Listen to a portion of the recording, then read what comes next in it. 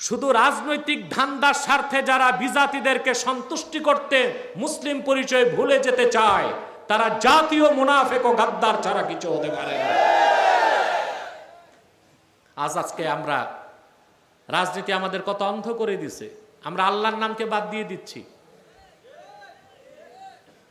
ঠিকটা তো হইল না ঠিক মতো। আজকে আমরা ভুলে যাচ্ছি আমরা মুসলমান। ইসলামপন্থী কিন্তু মানুষ যে এত মুনাফেক হয় আমি কল্পনাও করি নাই। একজন তো লিখছে, মুসলমান আমার নয়নের মণি, হিন্দু আমার প্রাণ। বেটা, তোর হিন্দুদের জন্য ভালোবাসা লাগে, তোর মা বোন বিয়ে দে। তাই বলে গোটা বাঙালি মুসলিম জাতি সত্তাকে নিয়ে এই রকম কথা বলার অধিকার তোমাকে কে দিয়েছে?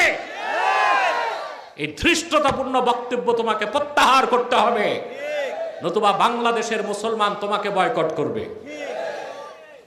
আমাদের সবচেয়ে বড় পরিচয় আমরা মুসলমান। এই পরিচয় কে শিখাইছে?